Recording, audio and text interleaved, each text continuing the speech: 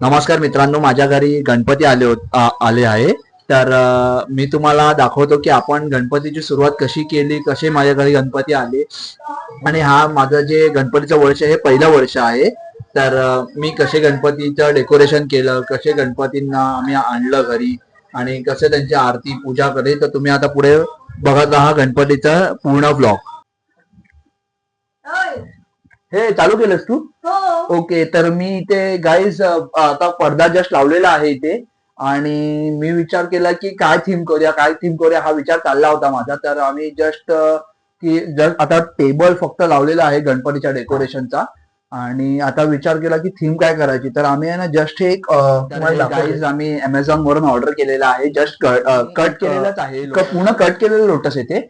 फक्त तुम्हाला as a script wise त्याच्या कॅल्क्युलेशन आहे, त्याचं 1 2 3 कॅल्क्युलेशन आहे.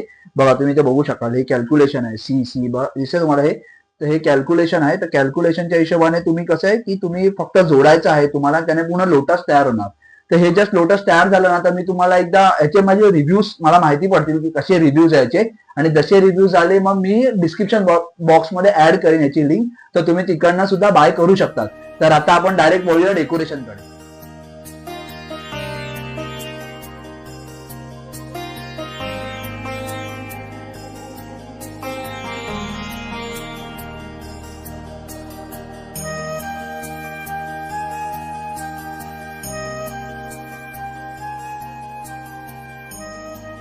मला बोलायचं तर मी तुम्हाला दाखवलंय लोटस कसा दिसतो आपला गणपती बाप्पाचा. त्याच्यामध्ये दोन पार्ट येतात, एक छोटं एक येते, एक मोठं एक होतं.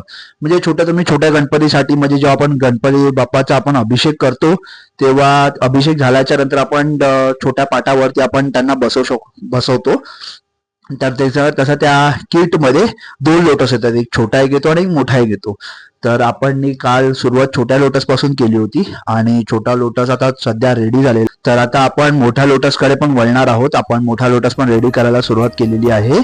तर आता आपण कंटिन्यू करूयात.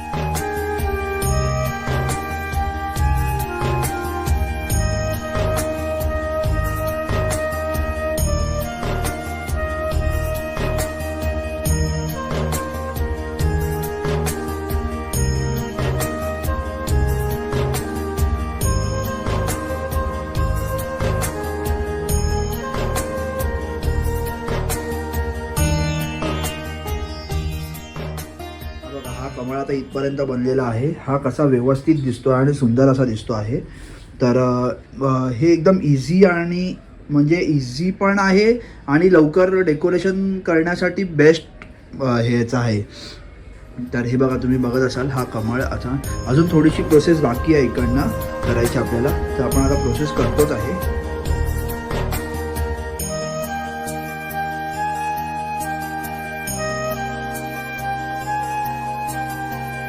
आता डेकोरेशन आपलं कम्प्लीट झालेलं आहे आणि आता आपण गणपती आणायला जाणार आहे. आता वाजल्यात 9 9:30, आपण 10:30 11 पर्यंत जाऊ गणपती आणायला. तर डेकोरेशन मी सध्या आता तुम्हाला दाखवत नाहीये, बिकॉज गणपती बसल्यानंतर ते डेकोरेशनला जी मजा येईल ना ते तुम्ही बघत राहा. गाईज आम्ही आता गणपती आणायला जातो आहे आणि हे माझे डॅडी आहेत. त्यांनी ब्लॅक कलर लावला आहे, कलर केला आहे, पण आता तो व्हायलेट झालेला आहे. कसा गणपती आणतो आणि कसं काय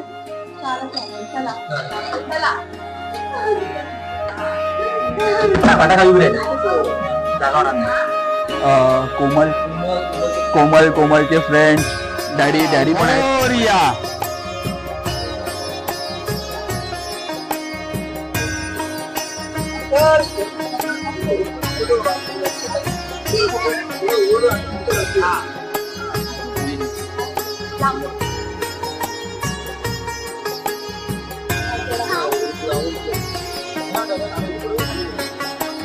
मोरया मोरया मोरया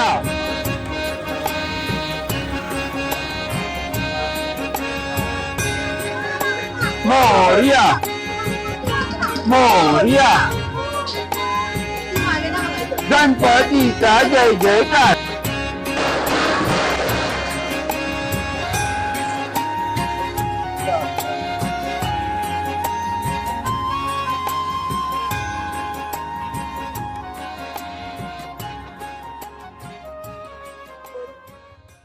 गणपती बाप्पा मोरया मंगलमूर्ती मोरया बाप्पा बाप्पा गणपती बाप्पा मोरया 1 2 3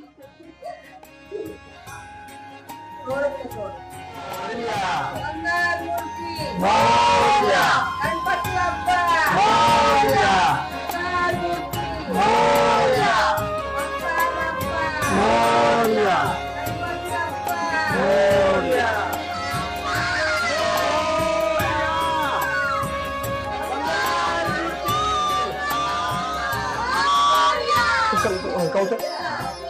बाप्पा मोरया रे पुढे घे पुढे घे, थोडा पुढे घे. गणपतीचा जय जयकार